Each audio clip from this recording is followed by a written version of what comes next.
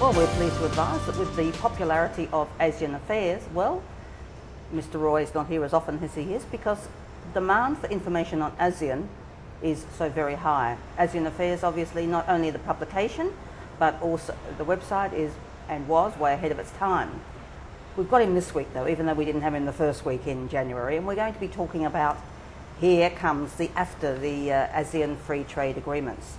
I'm very pleased that we have back to the program, a week late, the President and Founder of AseanAffairs, Mr. Swarup Roy. You've been travelling? Yes, I've been travelling, but it's always good to be back with Valerie. Thank you very much. Now, Happy New Year to Happy our New viewers Year to and you. to you. Good. Now, ASEAN is heating up. Of course, it's going to begin to see the chair go to Vietnam. Yeah. Are we going to have as much momentum, do you think, with Vietnam in the chair as we did with Thailand, or maybe even more?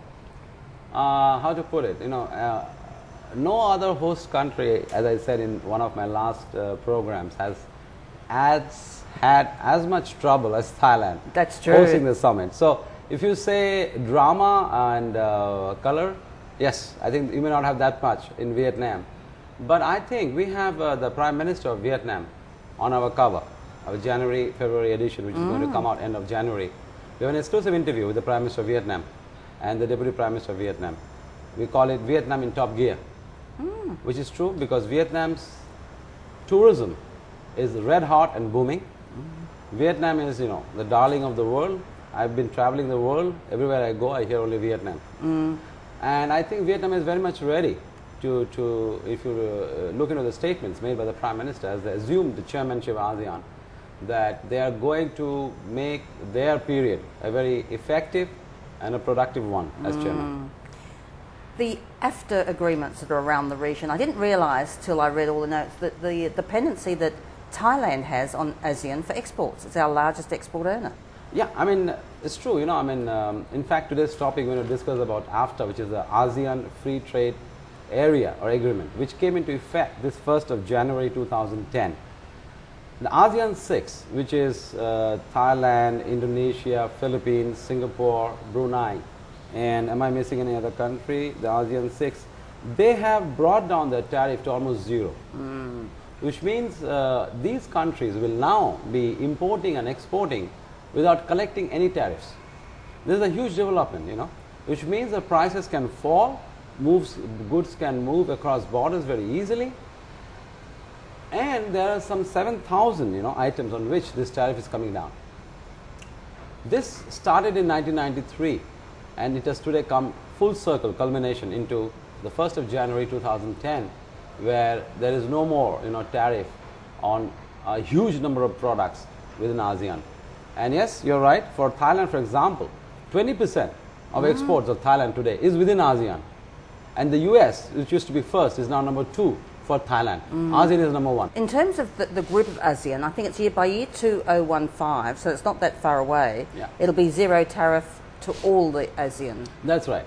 This can be, we can look at AFTA as a precursor to what is known as the AEC, the ASEAN Economic Community, which means in simple language a single market of 10 countries, which is targeted for by 2015.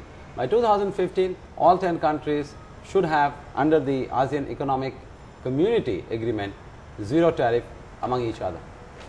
When we look, you're travelling a lot. Yes. And as you're travelling, you mentioned that people are always asking about Vietnam. Yeah. Is it still in Europe the concept is a country, or are Europeans in business thinking more about ASEAN, or is there still a lot of work to be done? Country versus region, you mean? I'm talking about corporations when they're talking about doing business. Are they talking about a country, or are they talking about ASEAN, or is there still a lot to be done for ASEAN? ASEAN, as you said in the beginning today, that we were ahead of our times by coming out with AseanAffairs, and I personally, that was as a founder, when I thought about it in 2005 and 2006, that in time to come there will be more and more interest in ASEAN.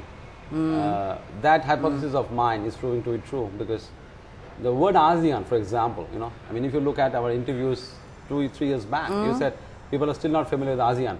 But I think you can't say that today. They certainly are now more familiar. You see definitely. that? How it changed in just a few years, right?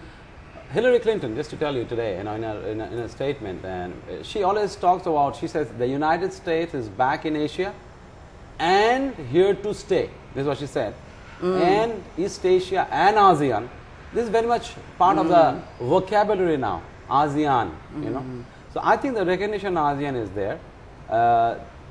European countries, or even India, China, the United States, they will always look at a region. No, of course they look country to country, but yes, ASEAN as a, because of ASEAN, because of the single free trade agreement they are doing, the single market, the charter. So Southeast Asia will become one market, and people are beginning to look at it as one market. Of course, they are comparing still because there are country to country advantages and disadvantages. But in time to come, they will look at it as a region. That is what it's supposed to be. So all things being equal, ASEAN is going to have a great year in 2010. We hope so, certainly hope so. Not only ASEAN, but I hope the whole of Asia and all of us, because this is where the action is. Sure. Welcome to Asia. That's very true, and also welcome to AseanAffairs. The January issue is available when? End of January. End of it will hit January. the stands.